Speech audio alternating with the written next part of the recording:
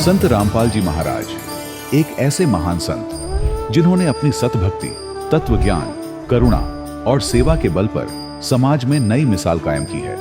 संत रामपाल जी महाराज की अगुवाई में उनके सभी सतलोक आश्रमों से समाज कल्याण के अद्भुत कार्यों ने समाज को सुनहरे भविष्य की एक नई उम्मीद दिखाई है। संत रामपाल जी महाराज से नाम दीक्षा लेने के बाद लाखों लोगों की लाइलाज बीमारियां जैसे कैंसर, एड्स आदि ठीक हुई।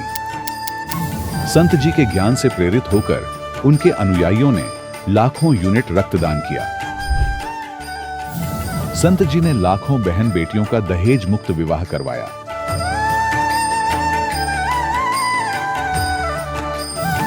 संत जी ने लाखों लोगों का नशा छुड़वाया, करोड़ों उजड़े परिवार बसे।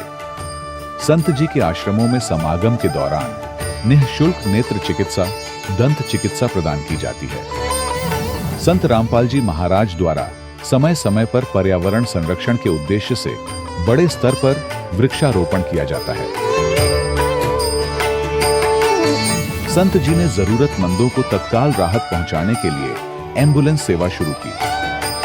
संत जी अपने अनुयायियों को देहदान के लिए प्रेरित करते हैं, जिससे मानवता की सेवा और चिकित्सा क्षेत्र में सुधार हो सके। संत रामपाल जी महाराज के सभी आश्रमों में हर रोज निःशुल्क भंडारा आयोजित किया जाता है, जहां हर वर्ग, हर जाति और हर धर्म के लोग एक साथ बैठकर भोजन करते हैं।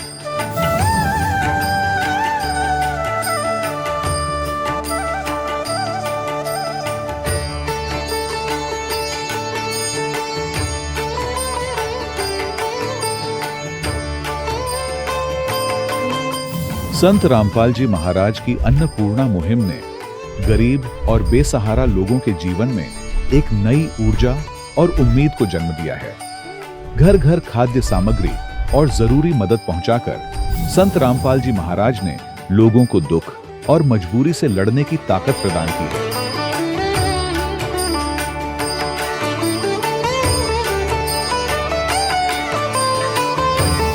संत रामपाल जी महाराज द्वारा गरीब लोगों के लिए घर बनवाने का अद्भुत कार्य एक ऐसी मिसाल कायम कर रहा है जो सदियों सदियों संत जी की उदारता और दया भावना के तौर पर जाना जाएगा।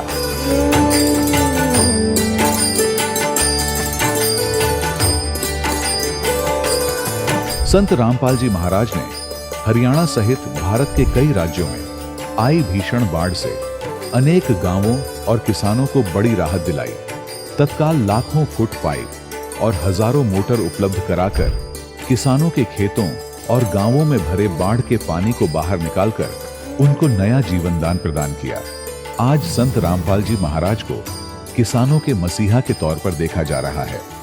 जगह जगह उनके लिए सम्मान समारोह आयोजित हो रहे हैं। संत रामपाल जी महाराज के आश्रम में हजारों बुजुर्गों को सम्मान और प्यार के साथ जीवन जीने का अवसर मिलता है। उनके खाने, रहने और स्वास्थ्य की पूरी जिम्मेदारी संत रामपाल जी महाराज उठाते हैं। अनाथ बच्चों के लिए संत रामपाल जी महाराज के सभी आश्रम किसी वरदान से कम नहीं। यहाँ उन्हें शिक्षा, संस्कार और भविष्य के लिए बेहतर अवसर प्रदान किए जाते हैं। चाहे बाढ़ हो, भूकंप या महामारी, संत रामपाल जी महाराज और उनके अनुयायी हमेशा ही जरूरतमंदों के लिए सबसे आगे खड़े रहते हैं। कोविड महामारी के दौरान संत रामपाल जी महाराज के आश्रमों से करोड़ों लोगों के लिए भोजन, दवाइयां और जीवन रक्षक सामग्रियां उपलब्ध कराई गई। चाहे गरीब की मदद हो या किसी शोषित और पीड़ित वर्ग के हक और सम्मान की लड़ाई, संत रामपाल जी महाराज ने हमेशा ही उनकी दबी आवाज को सरकारों तक पहुंचाया है और उन्हें उचित न्याय दिलवाने में अहम भूमिका अदा की है। समाज में आध्यात्मिक और सामाजिक मूल्यों के प्रति जागरूकता लाने में संत रामपाल जी महाराज हर कदम पर मानवता के सच्चे सेवक साबित हुए हैं। संत रामपाल जी महाराज का जीवन हमें सिखाता है कि सच्ची सेवा वही है जो निस्वार्थ भाव से की जाए।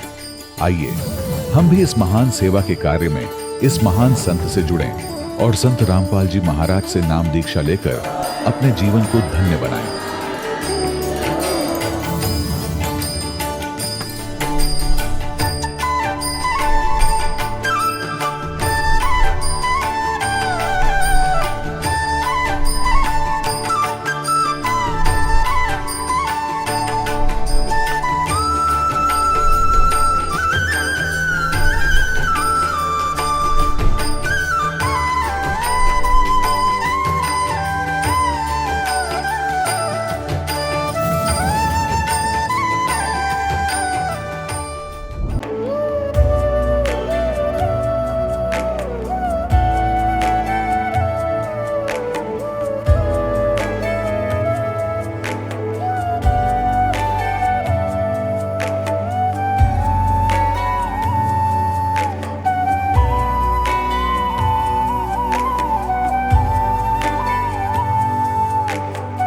पूर्ण परमात्मा पाप कर्म दंड को भी काट सकता है। अभी तक जिस भी संत व महापुरुष से मिले, उन्होंने यही बताया कि पाप कर्म फल भोगने से ही समाप्त होगा। वो प्रभु कौन है जो पाप कर्म को काट देता है, वो काल के बंधन से छुड़वा देता है। उसका क्या नाम है, पूजा की विधि क्या है? कृपया अवश्य सुनिए जगत गुरु तत्वदर्शी संत रामपाल जी महाराज के अमृत वचन। आप ऐसी ही आत्माओं में से हो, कभी ना कभी किसी ना किसी युग में आप परमात्मा की सेवा कर चुके हो किसी ना किसी तरीके से। और परमेश्वर का स्वभाव है कि जो बच्चा गौ की नजर में, यूं साईं को संत, भक्तों के पीछे फिर ये भक्त वत्सल भगवंत। जो जन मेरी शरण है, ताका हूं मैं दासे, गेल गेल लाग्या फिरू हूं जब तक धरती आकाश। तो पुणात्मो, हमने यहाँ तुलना करनी है कि हमने अभी तक श्री कृष्ण और सुदामा के सांग भी देखे, इनके रागनी गानियां भी देखे सुने, इनके नाटक भी देखकर हम पक गए कि कृष्ण तो ऊपर कोई भगवान कोई ना, उसने सुदामा का एक ढूंढ बना दिया मैल और थोड़ा साधन दे दिया। और ये परमेश्वर ने 7 पीढ़ी का राज दे दिया एक रोटी खा के। रोटी तमर लंकू दीनी, ताते 7 बादशाही लीनी। एक रोटी खा के 7 पीढ़ी का राज दे दिया। तो पुण्यात्मा, हमने परमात्मा का ज्ञान ही नहीं था, परमात्मा के विषय में हमें जानकारी ही नहीं थी। हम जो भगवान नहीं थे, इनको भगवान मानते थे। किनको? ब्रह्मा जी और विष्णु जी और शिव जी को। ये प्रभु नहीं है, ये कंप्लीट गॉड नहीं है, लेकिन हम लोक वेद के आधार से इन्हें परमात्मा मानते रहे, इनकी पूजा करके अपना जीवन नष्ट करते रहे। पुण्यात्मा, वही समस्या फिर आती है कि पवित्र हिंदू समाज की पुण्यात्माएं ब्रह्मा विष्णु महेश को महेश्वर मानते हैं, सर्वेश्वर मानते हैं, सबके मालिक मानते हैं, अजर व अमर मानते हैं, इनके माता पिता नहीं, ये भी मानते हैं। अब यहाँ थोड़ा सा और आपको कंसेप्ट क्लियर करेंगे, क्योंकि सुबह भी करा था, अब भी करना पड़ेगा, क्योंकि ऐसा टॉपिक हो जाता है।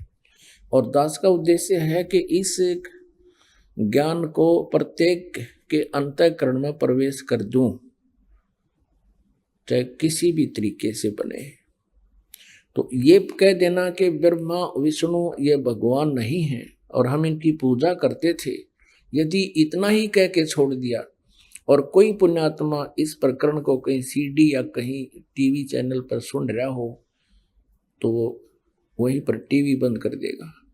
लेकिन अब ये प्रमाण दास दिखाएगा तो वो टीवी बंद नहीं करेगा, 1-2 को और भी बुला लेगा। आ जाओ, सत्संग आज सुनने को मिला मुझे। आपको सुबह भी दिखाया था, अब फिर दिखाते हैं कि ये ब्रह्मा और विष्णु को ये ज्योति निरंजन काल ब्रह्म ये कहता है कि तुम अपने आप को भगवान कहते हो, तुम भगवान नहीं हो, तुम ईश नहीं हो, तुम मालिक नहीं हो। ओए होए, ये दास नहीं कह रहा, अपनी पवित्र शिवपुराण कह रही है, जिनको हम भगवान की महिमा युक्त शास्त्र मानते रहे हैं और मान भी रहे हैं। एक बार क्या होता है कि ब्रह्मा और विष्णु जी में इस बात पर झगड़ा हो गया। ब्रह्मा जी कहते हैं कि विष्णु, मैं सारी सृष्टि रचने वाला हूं और तू मेरा पुत्र है और तू मेरा सत्कार कर, मैं तेरे द्वार पर तेरे घर आया हूं। विष्णु जी कहता है कि मैं तेरा बाप हूं और तू मेरी नाभि कमल से उत्पन्न हुआ है, तू मुझे कैसे तू बेटा कहता है। इस बात पर दोनों का झगड़ा हो गया। तो ये काल जो है ब्रह्म, ये शिव रूप धारण करके ये सबके समक्ष नहीं आता, ये गुप्त रहता है और अपने कर्म और जन्म को अलौकिक बताता है। वो इस तरह अलौकिक है इसके जन्म, ये कर्म, कि ये स्वयं सीधे अपने स्वरूप में किसी को दर्शन नहीं देता, इसने प्रतिज्ञा कर रखी है। तो ब्रह्मा और विष्णु का झगड़ा हो रहा था, भगवान शिव ने बीच में सतंब ठोक दिया। एक पिलर बहुत लंबा चौड़ा सफेद यानी चमकदार प्रकाश में सतंब, जैसे मूड़ी की तरह लंबा हो और बर्फ की तरह उसका आकार पारे का बन जाए, जैसे इस तरह का।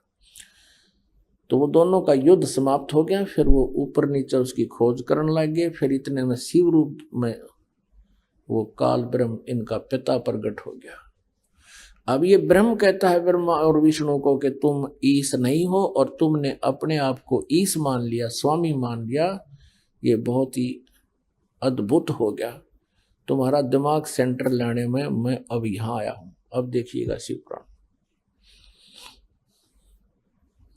हिंदी टीका सहित भाग 1। और ये कहाँ से प्रकाशित है ये देखिएगा, श्री शिव महापुराण। और ये इनके अनुवादक हैं विद्या अवरिधि पंडित ज्वाला प्रसाद जी मिश्रकृत हिंदी टीका सहित, और खेमराज श्री कृष्ण दास प्रकाशन बंबई द्वारा ये मुद्रित है। हम केवल इतना ही दिखाएंगे आपको। ये है शिव पुराण पृष्ठ 17 पे विद्वेश्वर संहिता भाग 1 अध्याय 9। यहां क्या कहा कि नंदीकेश्वर बोले, इस प्रकार भगवान ने उन नम्र हुए ब्रह्मा और विष्णु पर अनुग्रह करके उनके युद्ध में जो परस्पर उनकी सेना मारी गई थी उसको अपनी शक्ति से, सबको अपनी शक्ति से जीवा कर उठाया। और फिर क्या कहता है, उन दोनों की अज्ञानता और वैर को दूर करने के अर्थ दोनों से कहा, मेरे सकल और निष्कल भेद से 2 स्वरूप हैं परंतु और ईश्वर नहीं है। इस कारण उनके 2 रूप नहीं हो सकते। पहला सतम रूप और दूसरा पीछे मूर्तिमान रूप धारण किया। इसमें ब्रह्म रूप निष्कल है यानी निराकार है, और ईश रूप सगुण है। इन लोगों का मैं इस रूप में आ गई है तो मैं सरगुण हूं और वो निष्कल था मेरा। मेरे ये दोनों रूप सिद्ध हैं, दूसरे किसी के नहीं हो सकते। इस कारण तुम दोनों को अथवा दूसरों को ईश्वर तव की प्राप्ति नहीं हो सकती। तुमने जो अज्ञान से अपने को ईश मान लिया, स्वामी मान लिया, भगवान मान लिया, ये बड़ा अद्भुत हुआ। इसके दूर करने को ही मैं रण स्थान में आया। अब आगे ये क्या कहता है, मैं ही ब्रह्म हूं, मैं ही परब्रह्म हूं, मेरा ही अकल रूप है। ब्रह्म होने से मैं ईश्वर हूं, अनुग्रह आदि ही मेरा कर्तव्य है। सर्वव्यापी होने से और जगत के वर्धक होने से मैं ब्रह्म हूं। हे ब्रह्म केशव, समत्व और व्यापक होने से मैं आत्मा हूं। मैं इस सब का ईश हूं, यह मेरा है, मेरे अतिरिक्त मेरे सिवाय किसी दूसरे का नहीं है। प्रथम तो ब्रह्म तत्व ज्ञान के निमित्त निष्कल ब्रह्म का प्रादुर्भाव हुआ। प्रादुर्भाव माने जन्म।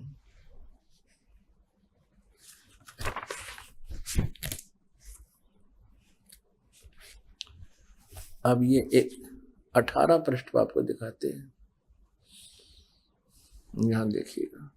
हे पुत्रो, ये इनका पिता है काल। हे पुत्रो, यह कृत आपने तप से प्राप्त किया है। कौन कौन सा? जो कि सृष्टि और उत्पत्ति है। सृष्टि ब्रह्मा का और पालन विष्णु जी को। कहती है दोनों कृत पुत्रों मैंने तुम्हें दिया है और मैंने प्रसन्न होकर तुम्हें दिया है। इसी प्रकार दूसरे 2 कृत रुद्र और महेश को प्रदान किए। इससे सिद्ध हो गया कि ब्रह्मा और ब्रह्मा विष्णु रुद्र और महेश से अलग है। ये पुराण ज्ञानदाता ये काल है, स्पष्ट कहा कि मैं ब्रह्म हूं। अब परमेश्वर कहा करते थे धर्मदास जी को कि समुद्र पाट लंका गयो, सीता को भरतारे, अगस्त ऋषि ने ये सातों पी लिए, इनमें कौन करतारे। आप जी ने श्री रामचंद्र जी को इसलिए प्रभु मान लिया, इसकी महानता, इसकी गुणगान करते हो कि भगवान श्री राम ने समुद्र के ऊपर पुल बना के लंका पहुंच गए। और परमात्मा कहते हैं अगस्त ऋषि की भी आपने लीला सुनी होगी कि अगस्त ऋषि के पास एक सिद्धि थी। एक सिद्धि सब सागर पीवे, एक सिद्धि जो बहुयुग जीवे। तो एक सिद्धि प्राप्त की अगस्त ऋषि ने, पूरे जीवन में डले डोके, और उसमें किसी बात पर एक दिन सातों समुद्रों को एक घूंट में पी लिया, सब खाली हो गए। फिर प्रार्थना करने पर देवता आ गए, ऋषि आ गए, सारे इकट्ठे हो गए और फिर कुरला कर दिया, सातों मर गए। अब परमात्मा कहते हैं तुम तो श्री रामचंद्र जी को इसी आधार से भगवान मान रहे हो कि उसने पुल बना दिया, समुद्र के ऊपर का रास्ता ले लिया, और अगस्त ऋषि ने ये सारे पी लिए, इनमें कौन सा भगवान। काटे बंधन विपत में, कठिन कियो संग्राम, चिन्नो रे नर प्राणिया, ये गरुड़ बड़ो के राम। आपकी कथाएं हैं कि एक बार श्री रामचंद्र जी तथा पूरी सेना लंका में जब युद्ध कर रहे थे तो एक नागफास एक शस्त्र छोड़ दिया। उसमें सिद्धियों से लड़ाई होती थी। एक वचन से किसी के पास वो नागफास एक मंत्र था, यंत्र था, उसने मंत्र बोल दिया, उससे इतने नाग उत्पन्न हो गए कि सभी सेनाओं को, प्रत्येक सैनिक को, यानी वहां लड़ने वाले विरोधी सेना को, श्री राम वाली सेना को सर्पों ने बस कर दिया। ऐसे खड़े से सबको लपेट लिया, उनको ऐसा जकड़ दिया नीचे से लेकर ऊपर तक, हाथ और पैर कती सबको जैसे ईख बांध दिया करें, नो खड़े कर दिया। और श्री रामचंद्र जी भी बांध दिया, लक्ष्मण भी बांध दिया, हनुमान जैसे भी सारे नो के जकड़ दिए, अंगद के से भी बांध के खड़े कर दिए। तब कहते हैं गरुड़ को याद किया गया। गरुड़ पक्षी आया और उसने उन नागों को काट दिया, खा लिया, यानी उनको काट दिया, मार दिया। तब सारी सेना इंक्लूडिंग श्री रामचंद्र जी वो बंधन रहित हुए। कबीर परमात्मा कहता है, रे बोड़े धर्मदास जी, अब न्यू बता, यो तुम्हारा रामचंद्र जी समर्थ होया या गरुड़ जी समर्थ होया। काटे बंधन विपत में, कठिन कियो संग्राम, चिन्नो रे नर प्राणिया, गरुड़ बड़ो के राम। गोवर्धन श्री कृष्ण धार्यो, द्रोणगिरी हनुमंते, शेष नाग सब सृष्टि उठारा, इनमें कौन भगवंते। आप जी की लोक वेद है, आप ही की दंत कथाएं हैं कि शेष नाग के सिर पर सारी सृष्टि यानी पृथ्वी भी, सब पूरा ब्रह्मांड रखा है, सारे पाताल पुतुल सब लोग रखे हैं। आप कहते हो कि शेष नाग ने सारी सृष्टि को संभाल रखा है, ऊपर सिर पे रख रखा है, और तुम कहते हो एक गोवर्धन उठाने मात्र से श्री कृष्ण भगवान की संज्ञा में आ गए। तो हनुमान जी ने कौन सी कसर छोड़ी, द्रोणागिरी पर पहाड़ को उठा लाए थे, और फिर शेष नाग सारी पृथ्वी ने भी ठारा। तो इनमें भगवान कौन सा। केवल ये लक्षण नहीं भगवान के, पुण्यात्मा परमात्मा चारों युगों में आए हैं। सतयुग में सत्सुकृत नाम से आए प्रभु, उसमें एक विद्याधर ब्राह्मण और उसकी पत्नी दीपिका थी। वो आ रहे थे कहीं से, ससुराल से अपनी पत्नी को लेकर आ रहा था। निसंतान थे, विवाह को कई वर्ष हो चुके थे। परमात्मा ऐसे ही एक कमल के फूल पर एक सरोवर में शिशु रूप धारण करके विराजमान हुए। अब परमात्मा को वो निसंतान दंपति अपने घर ले आया, खूब पालन किया। कुछ दिन ऐसा बीते कि उन्होंने कुछ नहीं खाया पिया, चिंतित हुए। फिर परमात्मा ने आकाशवाणी की, एक कुंवारी गाय लाओ, बछिया लाओ, और उस पे वो दूध दिया करेगी। इसी तरह स्टार्ट हुआ, उनकी परवरिश हुई। परमात्मा 5 वर्ष के ही हुए थे, इन मनु जैसों के छक्के छुड़ा दिए। लेकिन ये इतने ढीठ थे, भगवान के ज्ञान को समझा नहीं, सुना नहीं। और परमात्मा कहा करते थे कि मैं ही पूर्ण परमात्मा हूं, मैं ऊपर भी हूं और यहां पर भी हूं। जो इन्होंने भगवान की परिभाषा सुन रखी थी, सुना रखी थी, उसके सच्चाई उसके विपरीत है। तो मनु जैसे ऋषि ने परमात्मा के साथ व्यंग करना शुरू कर दिया, मजाक करना शुरू कर दिया, और अपना मान के भूखे ने कह दिया कि ये वामदेव है। वैसे परमात्मा का नाम सत सुकृत था। वाम का अर्थ होता है उल्टा। एक तो राइट हैंड, इसको सीधा हाथ कहते हैं, और एक जो लेफ्ट हैंड, इसको जो है उल्टा हाथ कहते हैं। ऐसे ही वाम माने उल्टा, बामा। तो परमात्मा को वो मनु जी और साथ में अन्य ऋषि कहने लगे, यू तो वामदेव है। वामदेव मीन उल्टी बात कहे सारी, परमात्मा को साकार बताता है। ब्रह्मा विष्णु महेश से ऊपर कोई प्रभु बताता है, ये ज्ञानहीन है।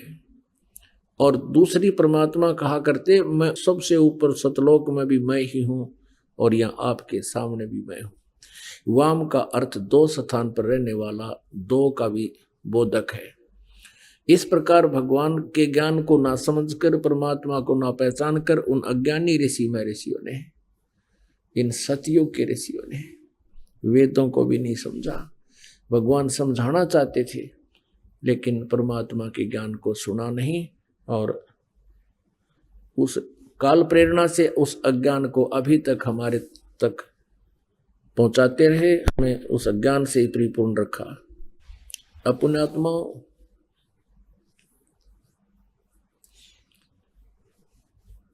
अब थोड़ा सा आपको और प्रकरण दिखाते हैं कि सत्य सुकृत नाम से परमात्मा आए, और वो सतयुग के जो ब्राह्मण ऋषि थे वो बिल्कुल वेद ज्ञानहीन थे, और परमात्मा कहा करते थे भगवान साकार है और मैं खुद मालिक आया हूँ।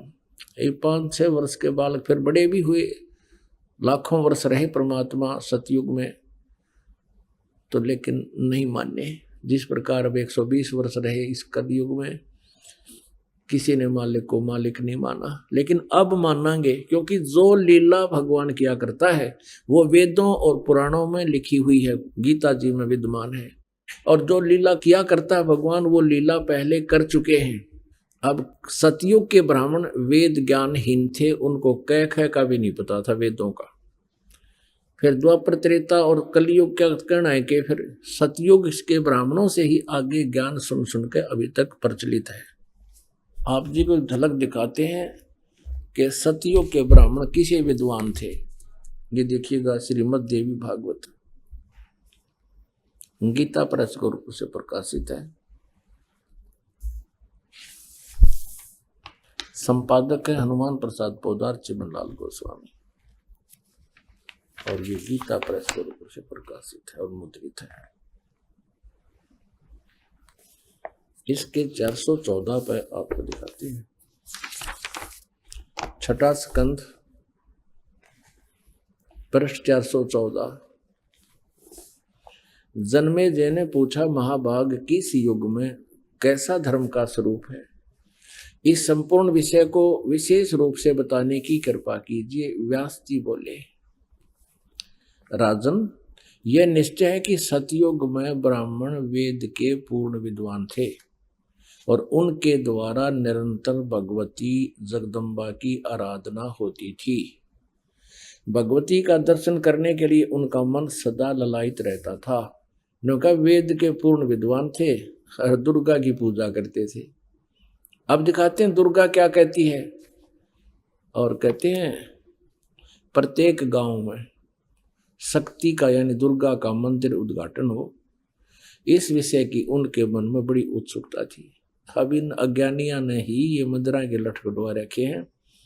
सतयुग ते प्रयत्नशील हैं ये डले डुआन के।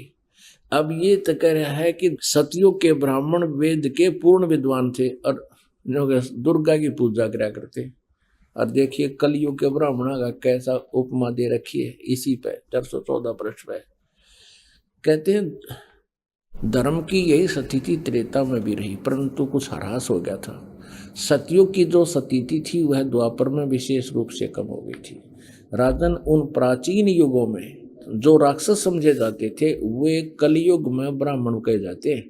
अब कलयुग के ब्राह्मण की यह सुनाई दी कहानी सारी, क्योंकि अब के ब्राह्मण प्राय पाखंड करने में तत्पर रहते हैं, दूसरों को ठगना, झूठ बोलना और वैदिक धर्म कर्म से अलग रहना कलयुगी ब्राह्मणों का स्वाभाविक गुण बन गया। जय हो बंदी छोड़ी। अब ये दास नहीं कह रहा कि कलयुग के ब्राह्मण जो सतयुग में राक्षस थे वो कलयुग के ब्राह्मण, ये तो अपना पुराण बता रही हैं जो कि श्रोधार्य हैं। अब यहाँ आपने सुना कि व्यास जी कह रहे हैं जन्मेजय को कि कलयुग के जो ब्राह्मण हैं ये तो सतयुग त्रेता और द्वापर में जो राक्षस समझे जाते थे उन जैसे कर्म वाले हैं। और यहाँ दूसरा ये कह रहे हैं कि राजन व्यास जी कह रहे हैं जन्मेजय को कि सतयुग के ब्राह्मण को ऋषि कहो। कहते हैं ये बड़े वेद के विद्वान थे, वेदों के पूर्ण विद्वान थे, दुर्गा की पूजा करते। ये खाक विद्वान थे, दुर्गा की पूजा का किसी वेद में प्रावधान नहीं है। इनका विवरण अवश्य है लेकिन पूजा का नहीं। वो तो स्पष्ट लिखा है कि परमात्मा तो सबसे श्रेष्ठ है, वही पूज्य है, उस एकमात्र परमात्मा की पूजा करनी चाहिए। और दुर्गा स्वयं कहती है,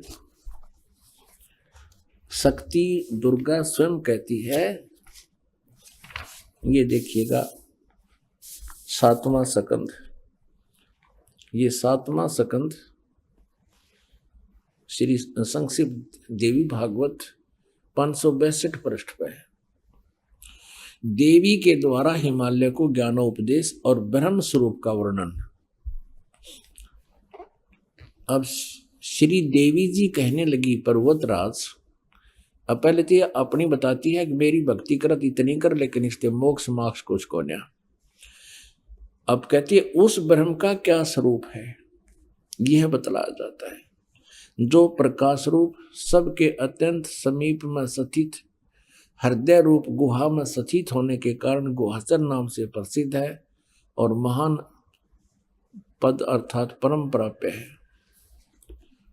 वह समस्त प्रजा के ज्ञान से परे है और किसी की बुद्धि में आने वाला नहीं है, यह तुम जानो। जो प्रकाश रूप, जो सूक्ष्म से भी अत्यंत सूक्ष्म, जिसमें संपूर्ण लोक और इन लोकों में निवास करने वाले प्राणी स्थित हैं, वही यह अक्षर ब्रह्म है। अब यहाँ ब्रह्म के स्थान पर अक्षर ब्रह्म कह रही है, और वही सबके प्राण है, वही सबकी वाणी है, वही सबके मन, और वही परम सत्य और अमृत अविनाशी तत्व है। सौम्य उस वेदने योग्य लक्ष्य का तुम वेदन करो, मन लगाकर उसमें तन्मय हो जाए। सौम्य उपनिषद में कथित महान अस्त्र रूप धनुष लेकर अब यहाँ आ जाते हैं। ये धनुष तो इनका पर्वण बता दिया, जीवात्मा बाण है और ब्रह्म उसका पाणा उद्देश्य, यानी ब्रह्म की साधना करो, ओम का जाप करे, जीवात्मा करे। अब दुर्गा फाइनल करती है कोई पूजा नहीं करनी, मेरी भी नहीं करनी, उस एकमात्र परमात्मा को ही जाने, दूसरी सब बातों को छोड़ दे। यही अमृत रूप परमात्मा के पास पहुंचाने वाला पुल है। ओहो, स्पष्ट कर दिया कि और सब छोड़ दो पूजाएं, संसार समुद्र से पार होकर अमृत स्वरूप परमात्मा को प्राप्त करने का ये सुलभ साधन है। आगे देखो, इस आत्मा का ओम के जप के साथ ध्यान करो। इससे अज्ञान में अंधकार से सर्वथा परे और संसार समुद्र से पार उस पार जो ब्रह्म है उसको पा जाओगे, तुम्हारा कल्याण हो। और वो कहाँ रहता है? वह यह सबका आत्मा ब्रह्म लोक रूप दिव्य आकाश में स्थित है। यानी ओम नाम से ब्रह्म प्राप्ति है और ब्रह्मलोक प्राप्ति है। अपन आत्माओं, ये तो देवी ने बता दिया। और ये देवी पूजने सतियों के ब्राह्मण अर्जुनों का वेद के पूर्ण विद्वान थे। वेदों में कितने देवी के पूजा का प्रावधान नहीं है, ये इनकी अपनी लोक वेद है। अब देवी कह रही है ब्रह्म की पूजा करो, उसका ओम नाम है, ब्रह्म लोक में चले जाओगे, नथिंग एल्स, और कुछ नहीं करना। तो क्या के विद्वान थे पुण्यात्माओं, अभी तक हमें भ्रमित कर रहे थे। ये स्वयं भी अपना जीवन नष्ट करके नरक के भागी होगी। अब ब्रह्म क्या कहता है? गीता जी अध्याय नंबर 8 के श्लोक नंबर 13 में गीता ज्ञान दाता श्री कृष्ण में प्रवेश करके ये ब्रह्म बोल रहा है, काल बोल रहा है। ये कहता है कि ओम इति एकाक्षरम ब्रह्म व्यवहारन माम अनुसमरण ये प्रयाति तजंदेहम स याति परमाम गतिम। मुझ ब्रह्म का एक अक्षर ओम है, यही मेरा मंत्र है। उच्चारण करके सिमरण करता हुआ ये प्रयाति तदंदेहम, जो शरीर छोड़कर जाता है, स याति परमाम गतिम, यानी वह ओम से मिलने वाले उस गति को प्राप्त होगा जो ओम के जाप से जो परम गति होती है, यानी ब्रह्मलोक प्राप्ति होती है, उसको प्राप्त होगा। और गीता जी अध्याय नंबर 8 के श्लोक नंबर 16 में स्पष्ट किया है कि ब्रह्मलोक पर्यंत भी ये सभी प्राणी पुनरावर्ती में हैं। वहां गए प्राणी भी जन्म मृत्यु में आते हैं, पुनः अक्षीण होते ही फिर पृथ्वी लोक पर आते हैं। तो ये भी मोक्ष नहीं हुआ, परम कल्याण नहीं हुआ। गीता ज्ञान दाता ब्रह्म स्वयं कह रहा है चौथे अध्याय के 5वें और 9वें श्लोक में, दूसरे अध्याय के 12 श्लोक में गीता जी में कि अर्जुन तेरे और मेरे बहुत जन्म हो चुके, तू नहीं जानता मैं जानता हूं। मेरे जन्म और कर्म अलौकिक हैं। इसलिए कहा कि अर्जुन 18वें अध्याय के 62वें श्लोक में तू सर्वभाव से उस परमेश्वर की शरण में जा जिसकी कृपा से तू परम शांति और सनातन परम धाम को प्राप्त होगा। उस परमात्मा के बारे में, तत्ब्रह्म के बारे में बहुत जगह प्रमाण दिए हैं। दूसरे अध्याय के 17वें श्लोक में गीता जी में कहा कि अविनाशी तो उसको जान जिसको मारने में कोई समर्थ नहीं है। और दूसरे अध्याय के 12वें श्लोक में स्वयं अपने आप को नासवान बता रहे हैं।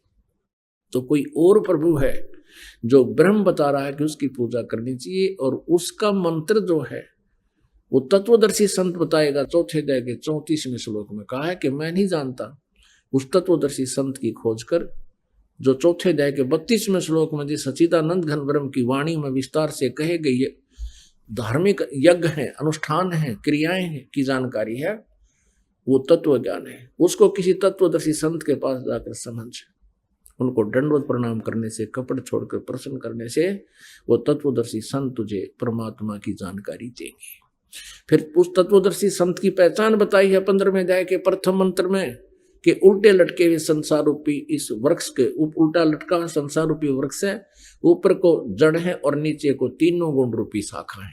गीता ज्ञान दाता ने केवल इतना बताया है। और साथ में ये कहा कि इसके सभी पार्ट को, सभी विभागों को, तना कौन है, जड़ कौन है, डार कौन है, शाखा कौन है, पत्ते क्या है, जो इन सभी को बता देगा स वेदवित, वो तत्वदर्शी संत है। परमेश्वर कबीर देव जी स्वयं आते हैं और ये तत्व ज्ञान स्वयं ही अपना बताते हैं, अपनी महिमा आप ही सुनाते हैं, अपने द्वारा रची हुई सृष्टि को स्वयं ही बताते हैं। क्या बताते हैं? अक्षर पुरुष एक पेड़ है, निरंजन वा की डार, और तीनों देवा शाखा है, ये पात रूप संसार। अब थोड़ा सा ये सृष्टि रूपी आपको दिखाते हैं संसार।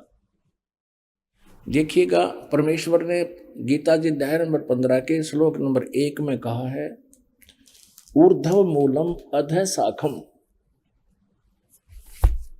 ऊर्ध्व मूलम अधः शाखम अश्वत्थम प्राहु अव्यम। ये देखिएगा, ये श्रीमद् भगवत गीता, जय दयाल गोविंद का इसके अनुवादक है।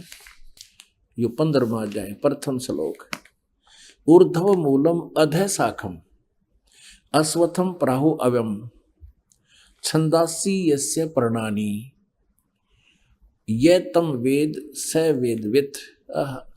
अनुवाद करता कर रहा है, आदि पुरुष परमेश्वर मूल वाले, यानी आदि पुरुष परमेश्वर तो इसकी जड़ समझो भगवान के पूर्ण पेड़ की, संसार रूपी वृक्ष की, और अधः शाखम ब्रह्मा रूप मुख्य शाखा वाले। ये गलत अनुवाद किया है, अधः माने नीचे होता। देखिएगा, ये इन्हीं के द्वारा दूसरे श्लोक में 15वें अध्याय के में 2 बार अधः शब्द है, इसका यहाँ अनुवाद किया है।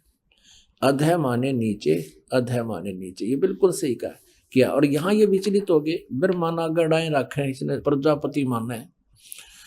अब क्या है, ऊर्ध्व मूलम, ऊपर को तो जड़ वाला, नीचे को शाखा वाला, अधः शाखम नीचे को शाखा वाला, और संसार रूपी पीपल के वृक्ष को अविनाशी कहते हैं, वेद जिसके पत्ते कहे गए। ये छंदासी, ये छंदासी का अर्थ वेद कर दिया ना, छंद माने विभाग, टुकड़े। उस संसार रूप वृक्ष को जो पुरुष, जो संत मूल सहित तत्व से जानता है, स वेदवित, वह वेद के तात्पर्य को जानने वाला, अर्थात वो तत्वदर्शी संत है। अब देखियो, भगवान आए थे तत्वदर्शी संत बन के। पुण्यात्माओं, गीता जी अध्याय नंबर 15 के श्लोक नंबर 1 में स्पष्ट कर दिया कि ऊर्ध्व मूलम अधः शाकम प्राहु अश्वत्थम अव्यम और छंदासी यस्य पर्णानि ये तम वेद स वेदवित। अब क्या बताया है कि उस संसार रूपी वृक्ष के ऊपर न तो जड़, जड़ तो मूल मालिक है, कुल परमात्मा समझो, जिससे सारे ब्रह्मांडों को आहार मिलता है, वो सबका धारण पोषण करता है, वो परमात्मा तो समझो संसार रूपी वृक्ष की जड़ है। और नीचे को तीनों गुण, रजगुण ब्रह्मा, सतगुण विष्णु, तम गुण शिव जी रूपी शाखाएं हैं। और जो संत इनके सभी पार्ट्स को, सभी भागों को बता देगा, तना कौन है, मूल कौन है, टार कौन है, और पत्ते कौन, शाखा कौन, सवेदवित, वो तत्वदर्शी संत है। परमेश्वर ने 600 वर्ष पहले बताया था। देखिएगा, ये अब संसार रूपी वृक्ष का चित्र। ऊर्ध्व मूलम अधः शाखम, ऊपर को जड़ वाला, जड़ तो समझो पूर्ण परमात्मा परम अक्षर ब्रह्म है, और नीचे को शाखा वाला। परमात्मा ने कहा अक्षर पुरुष एक पेड़ है, ये समझो इतना। पृथ्वी से बाहर जो दिखाई देता है उसको पेड़ कहते हैं।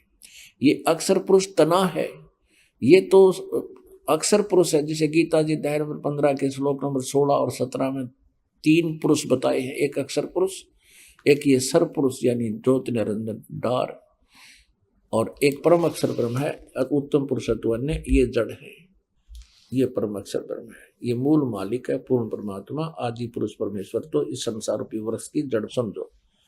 तो क्या बताया परमात्मा ने कि अक्षर पुरुष एक पेड़ है, और ज्योत निरंजन वा की डार, इसको सर पुरुष भी कहते हैं, ब्रह्म भी कहते हैं, इसको काल भी कहते हैं। इसको डार समझो, सरपुरुष, सरब्रह्म अर्थात सरपुरुष, इसको काल ब्रह्म भी कहते हैं, इसको सरपुरुष भी कहते हैं। ये अक्षर पुरुष कहलाता है। और तीनों देवा शाखा है, बाई पात रूप संसार। परमेश्वर ने 15वें अध्याय को, गीता जी को इस एक ही अपनी अमृतवाणी के एक ही लोकोक्ति में, एक ही दोहे में स्पष्ट कर दिया है। कबीर अक्षर पुरुष एक पेड़ है, निरंजन वा की डारे, तीनों देवा शाखा है, पात रूप संसार।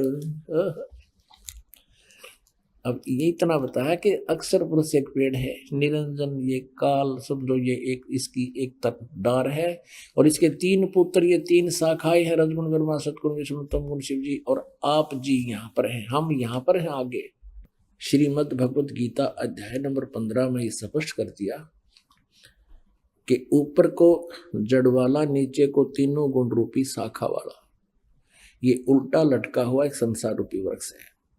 जड़ तो समझो परमअक्षर ब्रह्म है, ये पूर्ण परमात्मा है, और नीचे की तीनों गुण रूपी शाखा बता दी काल ने, और कुछ नहीं बताया। ऊपर न जड़ है, ऊर्ध्वमूलम, और नीचे को तीनों गुण रूपी शाखा है। ये देखिएगा, यही श्रीमद् भगवत गीता, फिर देखिएगा। ये आप पढ़ रहे हैं, अभी आपने 15 में जाएगा, प्रथम मंत्र पढ़ लिया। जो संत इस संसार रूपी वृक्ष को मूल सहित जड़ते लेकर पत्याति सही बता देगा, स वेदवित, वह वेद के तात्पर्य को जानने वाला। आगे देखना 2 में क्या कहा है कि उस संसार वृक्ष की तीनों गुण रूप है, जल से बड़ी हुई नहीं, तीनों गुण रूप है। विषय परवाला, ये भी देख लियो साथ में, विषय परवाला शाखा, ये विषय विकारों वाली तीनों गुण रूपी शाखाएं हैं। इसका सीधा सा अर्थ बनता है, इनमें तो और कुछ लिख रखा है। वो नीचे और ऊपर फैली हुई है मनुष्य लोक में, कर्मों के बंधन में, कर्मानुसार बांधने वाली, जैसा जिसका कर्म है उस तरह रोके रखने वाली, कि भी ये मुख्य कारण है। मूलानी, ये तीनों गुण, रजगुण ब्रह्मा, सतगुण विष्णु और तमगुण शिव जी, ये जीवों को कर्मानुसार यहाँ बांधे रखती हैं, यहाँ फंसाए रखते हैं। अभी आपने सुने संत रामपाल जी महाराज के मंगल प्रवचन। आइए अब सुनते हैं संत रामपाल जी महाराज से नाम दीक्षा लेकर सतभक्ति करके अद्भुत लाभ प्राप्त करने वाले अनुयायी के विचार। नमस्कार सर। नमस्कार जी। सर क्या नाम है आपका? मेरा नाम अमरचंद है जी। सर कहाँ से आए हैं आप? गांव खुडाना, जिला महेंद्रगढ़, हरियाणा। सर संत रामपाल जी महाराज से नाम दीक्षा आपने कब ली? 27 अप्रैल 2018। सर संत रामपाल जी महाराज से नाम दीक्षा लेने से पहले क्या आप कोई भक्ति साधना भी करते थे? भक्ति तो करता था, जैसे देवी की, शंकर की और हनुमान जी की, और भी करते रहते थे। जो गांव में, घर में जो भी भक्ति होती थी वो करते रहते थे। तो फिर आप संत रामपाल जी महाराज की शरण में कैसे आए? सन 2016 में मैंने सतगुरु जी रामपाल जी की सत्संग सुने थे, और सत्संगों में मुझे आध्यात्मिक ज्ञान का पता चला। जब संत रामपाल जी महाराज के ज्ञान को जब सुना, इससे ऊपर कोई भी संत मुझे दिखाई नहीं दिया, और मुझे पता चलेगा कि यही एक संत है जिसका हम गुरु बनाना चाहते थे, वो मुझे मिल गया। जब मैंने पूरी पुस्तकें पढ़ी और संत रामपाल जी महाराज का पूरा ज्ञान मैंने समझ लिया, और खूब अच्छे तरह समझ करके 2018 में मैंने नामदान दीक्षा ली संत रामपाल जी महाराज से। सर संत रामपाल जी महाराज से नाम दीक्षा लेने के बाद क्या आपको कोई लाभ भी प्राप्त हुए? लाभ तो बहुत हुए। मैं एक्सीडेंट हो गया था, एक पैर ख़त्म हो गया था, एक मैं नस रुक गई थी। मेरा मेडिकल बनवाने के लिए सरकार ने मुझे भेजा था।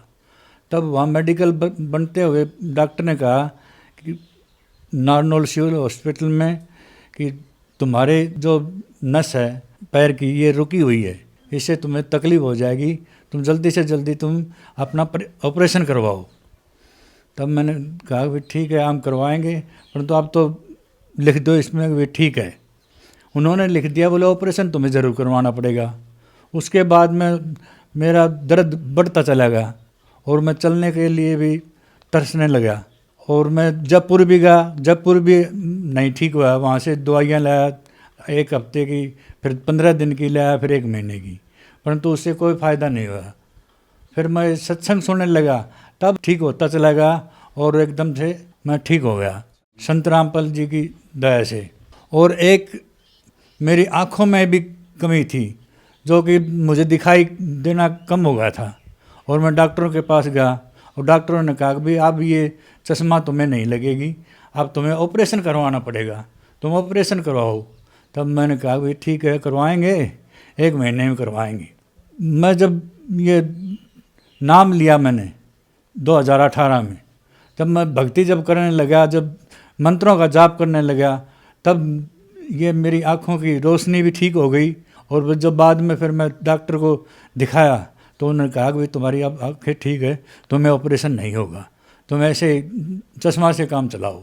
संत रामपाल जी महाराज की दया से हमारी आँखें भी ठीक हो गई और पैर का भी ठीक हो गया।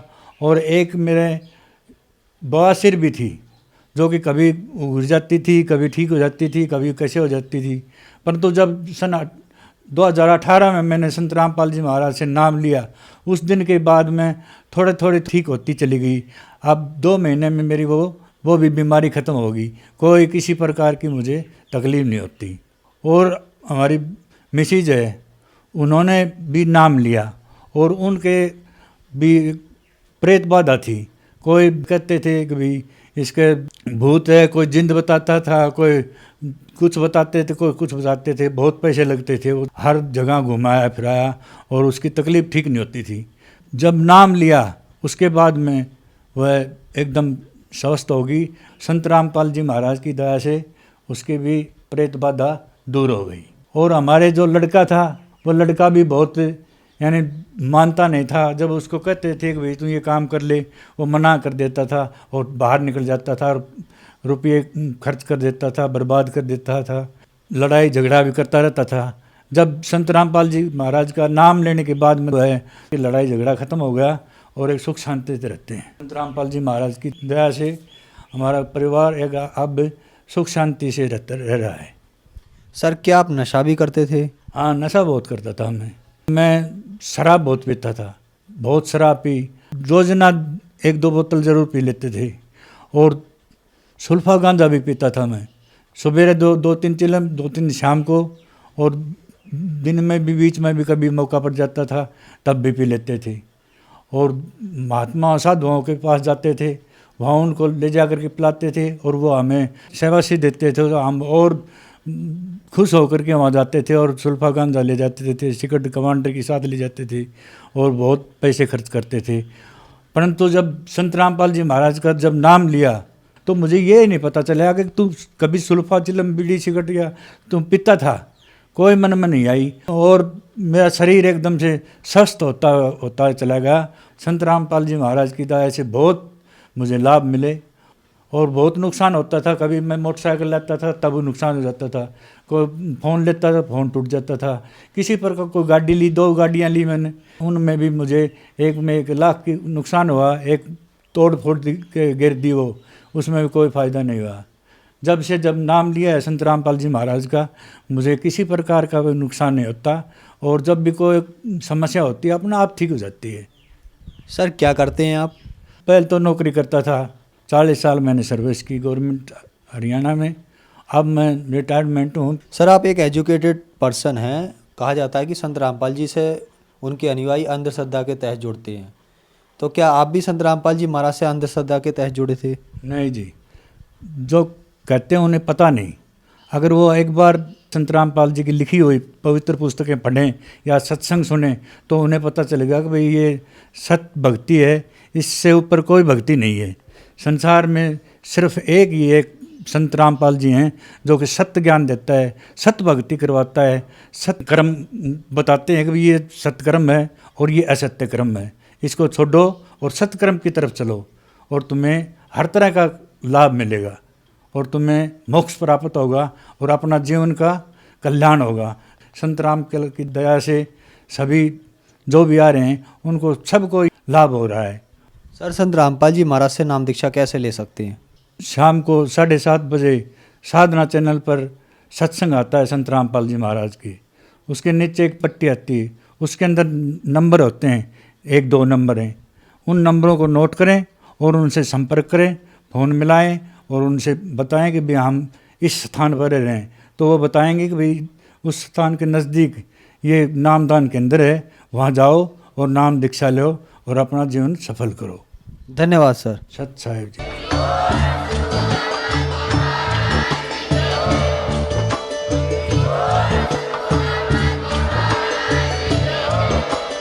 आप सुन रहे थे जगत गुरु तत्वदर्शी संत रामपाल जी महाराज जी के मंगल प्रवचन। अधिक जानकारी के लिए विजिट कीजिए हमारी वेबसाइट www.jagatgururampalji.org। संत रामपाल जी महाराज जी के शुभ आशीर्वाद से पूरे विश्व भर में 500 से भी ज्यादा नाम दीक्षा केंद्र हैं, जिन पर संत रामपाल जी महाराज जी द्वारा ऑनलाइन निशुल्क नाम दीक्षा दी जा रही है। अपने नजदीकी नाम दीक्षा केंद्र का पता करने के लिए संपर्क करें।